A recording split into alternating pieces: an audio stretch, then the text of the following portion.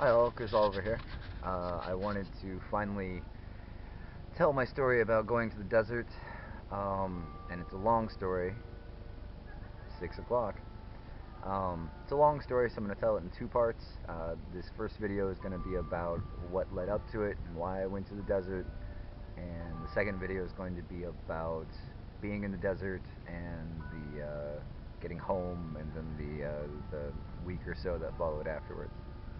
Um, The story really starts back in July of this year of 2016. I'd been hopelessly depressed, well, not hopelessly, but incredibly depressed for a few years, mostly due to my fiance leaving me very suddenly and my relationship after that being a total train wreck. Um, I'd been not quite bedridden, but never really far from it, and I made my website, good old Reddit. Um, During that time, mostly as a form of self-therapy. I needed something hard to work on. I needed something big to work on. I needed, to challenge myself, just to keep myself from spending the entire day just being horribly depressed. I mean, there's really nothing better to distract you from your own madness than creating, which is one of the reasons I keep telling people be creative, be creative, be creative. Um, Meditate, be creative. That is, that is my message in a nutshell. And yeah, so I'd been really sad for a long time, and in July of this year, I started feeling better. Not for any particular reason, I just suddenly started feeling more like myself. And also, I started thinking about a medium or spiritual advisor, as she'd like to be called, that I'd met about a decade earlier, one by the name of Kat Darden. And I emailed Kat asking if she'd be interested in doing a series of YouTube videos, kind of discussing what she could do, because she was right about me. She was dead on about a lot of things. And I still have an MP3 of that whole recording. It's currently back in California, so I don't have easy access to it, but I do still have an MP3 of it. Um, so I sent her this email asking if she would be interested in doing a series of YouTube videos, kind of talking about what she did, or talking about her abilities from a more kind of left brain perspective. And because I've always believed in psychic phenomenon. When I was a child, I used to be a lot more intuitive. I'm not quite sure what the real word is, or what the right word is. Um, when I was a kid, I would dream the day I was about to have, and then have the day, and that kind of all went away around puberty, because sex drive, it really interferes with that sort of connection to your spirit and to the reality we exist in.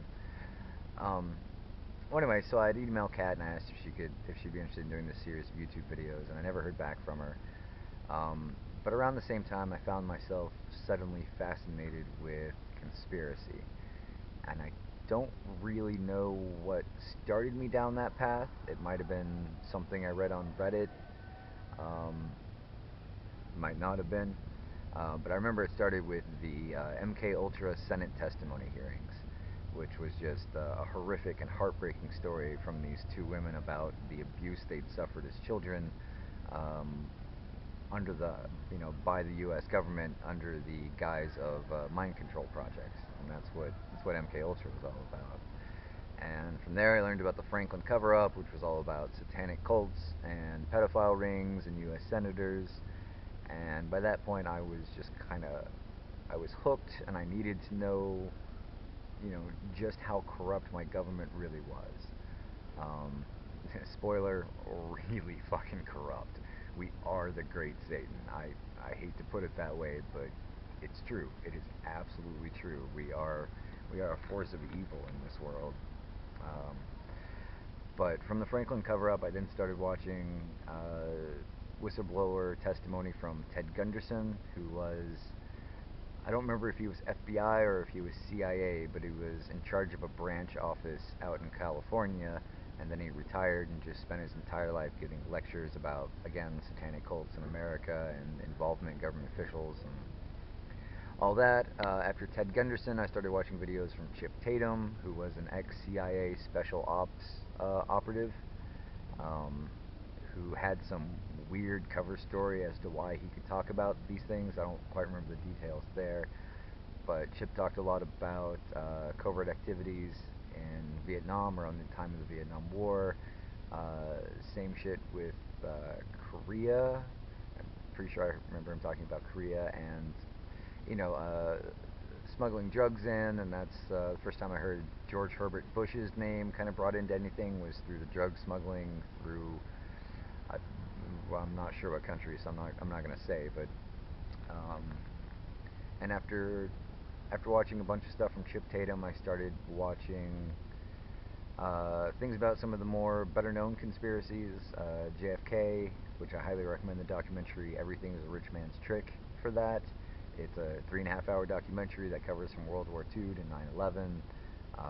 I admittedly didn't watch much past the JFK because I'd already done a lot of 9/11 research before I watched that. But watch it; it's really well made. Just remember there is no Illuminati. That's just another part of the deceptions. Remember the layers of deceptions go terrorists, government conspiracies, Masons, Illuminati, aliens, and it's all bullshit. It's all deceptions from demons. But yeah, before well actually, but yeah, before I learned about JFK, I started learning about 9/11, which really is the biggest clue in so many ways. And I looked for a theory that made sense, and I looked for a theory that made sense, and finally one day I was watching a video about or from Jesse Ventura, and he recommended the research of Dr. Judy Wood, who you've probably heard me mention many times already, but it was finally her theory that made the most sense to me. I mean, because there were traces of nanothermite found around the rubble of the World Trade Center buildings, but I finally realized that that nanothermite was left there intentionally. It was left there to be found. It was just another false flag. And if you look at my old Reddit account, go to Vagoda, my submitted posts. I'll put a link in the description to that. You can kind of see me figuring all this stuff out because I keep talking about it on Reddit, and I just kept talking about this and that. But the biggest clue about 9/11 and Dr. Judy Wood's research was that those buildings were destabilized on a molecular level. Like, that is nuts. They were destabilized on a molecular level, and that's why they fell so fast. I'm like, that makes way too much sense. Because even if they had managed to wire that whole building with nanothermite, which, by the way, can only be produced in a few highly specialized U.S. government-owned military labs. So one of the reasons I knew it was a false flag, just because it was too specific. Um, yeah, but it was the first theory that made sense to me just because of how quickly the buildings fell at near free fall speed, and there's just, even the most experienced demolition experts in the world, we're talking over 300 stories of steel and concrete, and obviously 2 planes didn't bring down 7 buildings. You don't have to be a physics major to figure that one out. But the biggest clue there about 9/11 was Hurricane Aaron, which most people have totally forgotten even happened. But around the time, or at the time of the attack, well, before the attacks, the Hurricane Aaron originated around the Bermuda Triangle, moved up about 50 miles off the east coast of the United States, moving in a north by northwest direction. Then on the day of 9/11, hovered about 50 miles away from New York City, and then after World Trade Center 7 fell in the evening, it started moving away north by northeast. And I'm like, there is no way that A, that is a coincidence, and B, that is a natural movement pattern of hurricanes. So I had to face that fact. And as I said, I'm left-brained, I'm a geek. I kept trying to put these things in terms of technology. And I talked about that a fair amount in part 3, I believe, the My Logical Path to Crazy video. And then I looked at Hurricane Katrina, and I'm like, wow, Hurricane Katrina really just zips right around the tip of Florida and aims right at New Orleans and, builds speed right before it hits landfall. That and combined with the knowledge that Katrina came with a 2-week warning that it was going to hit, it was likely to hit New Orleans. Like, that is unheard of in the world of hurricanes. Normally you get 2, maybe 3 days warnings. I'm like, okay, hurricanes can be controlled. how what can possibly control hurricanes, and I was pretty hung up on aliens at that point. Well, maybe I actually wasn't even at aliens yet, because then I started learning about more obscure conspiracies, specifically the Philadelphia experiment and Project Montauk. Oh, I loved Project Montauk in so many ways. And Philadelphia experiment was based on work by Nikola Tesla and later finished off by von Neumann, and it involved time travel and creating a hole in space-time using electromagnetic forces. In all my research, it just kept pointing back to electromagnetism, electromagnetism. Um, and Project Montauk actually took it a little further. Project Montauk had some elements of mind control, reminiscent of MK Ultra projects. It involved personality transfers, or soul transfers, if you like, from one body to another. It involved manipulation of personalities by removing the person's energy or electricity from them electronically, and then basically putting it into a computer and manipulating it there, and then putting it back into the person in order to create sleeper agents. And it also had a couple of alien races working side by side. There's a great story from Preston Nichols about aliens getting drunk on Drano, which is just funny on its own. Funny on its own. Um, so, I was trying to explain to myself, how could hurricanes be controlled? And, are there really aliens? And it was after that that I came across the whistleblower testimony of Bill Cooper from, I believe, the early 1960s. It's here on YouTube. I learned a ton of this stuff on YouTube, and nothing wrong with that. It's knowledge. Wherever you can find knowledge, as long as you can learn how to sift, the noise from the knowledge, YouTube is an amazing source. Basically, you want to avoid what's recommended for you and go digging for your own truth. But yeah, I started watching the testimony from Bill Cooper, who basically spilled the beans about the U.S. government being in contact with alien life.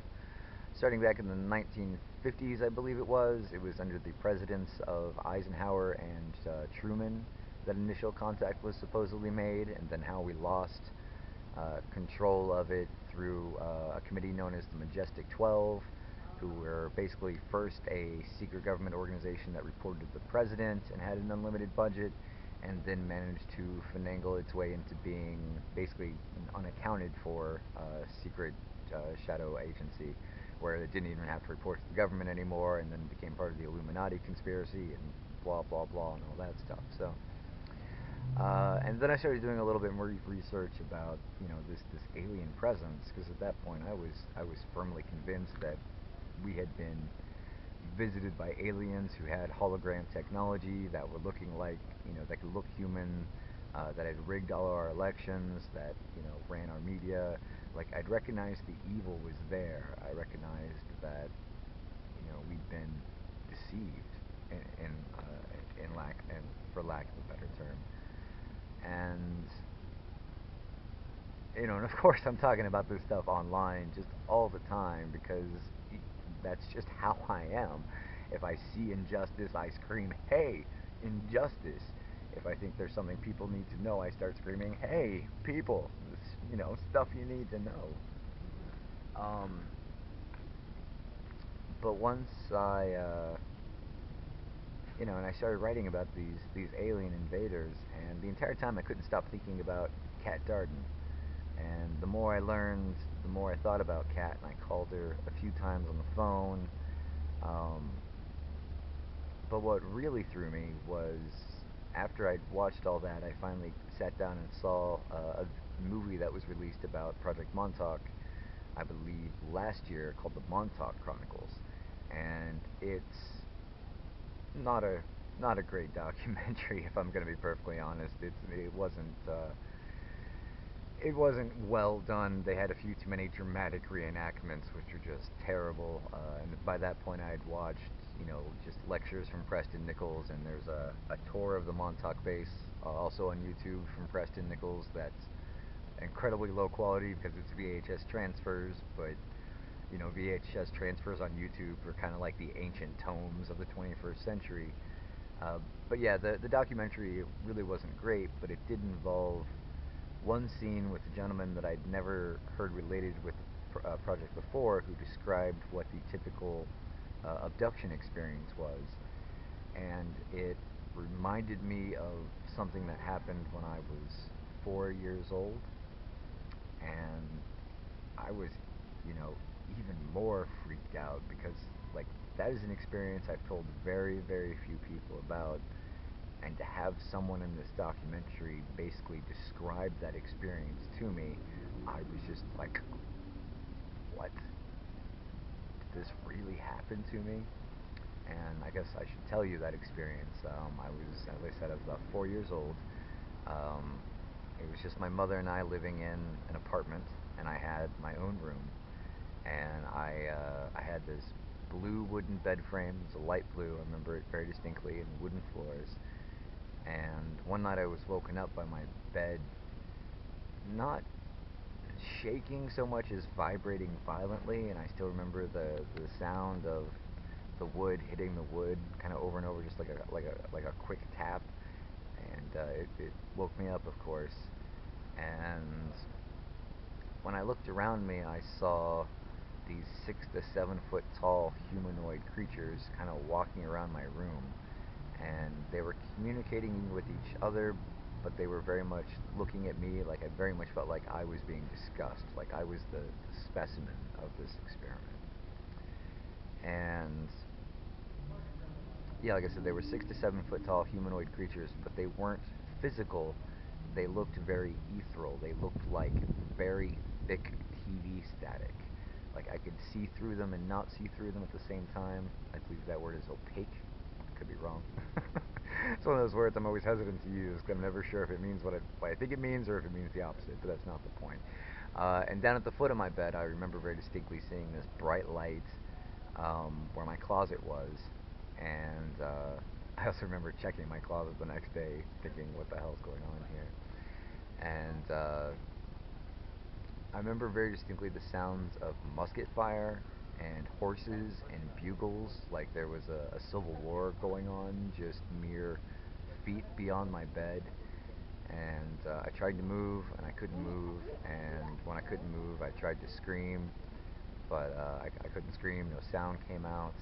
And my memory's a little strange at this point in the story, just because I remember both being unable to move and running into my mother's room and seeing some more creatures in there.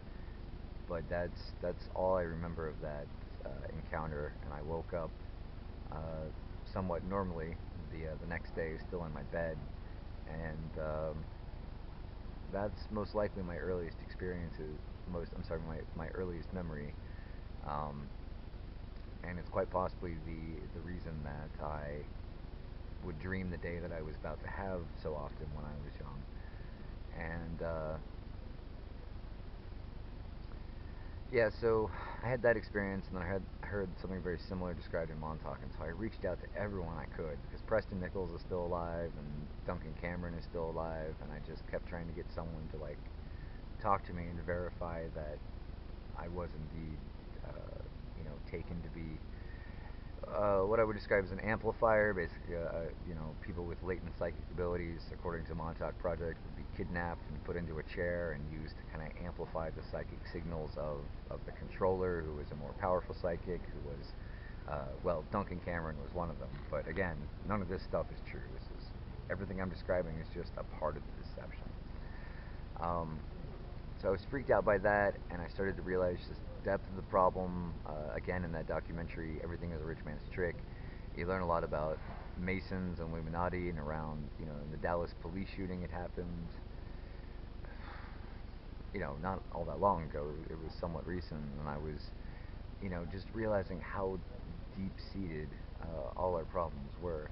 Um, and it was around that time that I started hearing Kat a lot more clearly, and I realized she was in my head, that she was the reason that I'd been healed from my sadness, and she was the one who, kind of pushed me to learn more and learn more and learn more.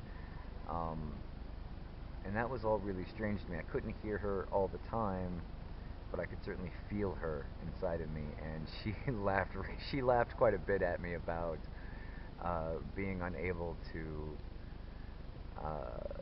see she was there. She was laughing at me for trying to call her on the phone, basically. So I'm talking about this stuff online and about aliens mostly. And this girl contacts me and says, "Hey, I really, uh, understand what you're saying, and of a like-minded sort. Would you like to talk on Skype?" And I'm like, "Yeah, that'd be great. I'd love to, talk to someone who doesn't think all of this is just craziness. If I could just bounce ideas off of them, or get some feedback or whatever, it'd be great." So I talked to her, and I don't remember what her username was or even what her Skype name was. And she had me convinced. I told her about that experience I had as a child, and she had me convinced that I was visited by Venusians, which is a cool word, isn't it? Venusians. And that it was, in fact, these good aliens that had, come and visited me when I was young. And like, oh wow, that makes a lot of sense. I finally understand that childhood experience. Wow. And she also told me about this kind of hippie getaway in the middle of California, because I was still in South California at the time. And I was like, okay, cool. That's good to know. I'll have to check that out. And I looked at the website, and it didn't look, it just looked like yet another overpriced new agey escape. That's not the point here. And I'd been having a lot of trouble sleeping that week. We're basically around August 4th at this point in the story. Well, actually, we're probably closer to 11th, which is when I actually went into the desert. Um, but strange shit started happening around my house. I remember that evening of the 10th, I guess early morning of the 11th or so. I was walking down my street, and I heard this guy screaming for help like he was being tortured. He just, like, you could hear the pain in his voice, and he was just screaming, "Help me, help me, dear God, why won't someone help me?" And I ran back to my house as fast as I could, because I obviously couldn't just run up to him. It was behind some neighbors' houses in these, like, slightly foresty mountain areas. Well, okay, not foresty at all. Actually, it was far more desert. There was no real trees out there, but still, it was behind my neighbors' houses, and I had no way of getting there. I'm a short, chubby geek. I don't own any weapons. It's not like I could just charge in and save the dude from a group. So I ran back to my house, and I was going to call 911, and then I, started thinking about, holy hell, if these are the Satanists that I've been learning so much about, our police force is part of this. I can't call our police force and say, "Oh my God, there's a guy being tortured by Satanists," if they're in on it, because that would just make me target number one. And I had this revelation, and I just felt awful. Like, I can't help him. I can't call for help. I just had to sit in my house and do nothing besides apologize to this poor soul. And so yeah, and then I started realizing, like, oh my God, I've been doing nothing but talking about this shit online. I am in danger. I feared for my life. And the morning of the 11th, I woke my housemate, or yeah, the morning of the 11th, I remember at about 4 a.m. I tried to call my grandmother, and found this, grabbed the cell phone, hit dial on her number, phone dies. Try again, push call for her, phone dies. Try a third time, phone dies. Try a fourth time, phone dies. So I am just more and more freaked out the more things that happen. And around 6 o'clock that morning, I wake up my housemate, and I'm like, I need you to eat your food, eat your breakfast, get dressed, and I need you to take me away from the house. I am not safe here. And he asked a bunch of questions, and I just basically said, "Look, I can't explain." And he asked, "Where are we going?" And I remember that hippie getaway that girl had told me about. And I'm like, "We're going about 12 hours north." He's like, "I can't take you that far." And I'm like, "That's fine. Take me as far as you can, and then just let me go. I will make it the rest of the way. I have to get out of here." And so I wrote down directions to that place on a piece of paper, and I put it in my pocket. And finally, he ate his food and got dressed and took a shower. And the whole time, I'm just like, hurry up, come on, let's get out of here." And I was so terrified that I remember I laid, he has a truck, and I laid in the cab in the back. It's one of those, front seat, back seat trucks. I laid in the back seat with a blanket just kind of over my head. I didn't raise my head above the window. I have to get out of here, sight unseen. And we left, and I told him to go west on the highway to take me towards the other major interstate that would have taken me up there. And when we were about 20 minutes out or so, I checked in my pocket to look at my directions, and I realized they were gone, that my directions were just gone from my pocket. And I knew they were in my pocket when I got in the truck. I'd done nothing but lay down in the back seat with a blanket over myself, but I still dug around all over in the back of the truck, and my directions were just gone.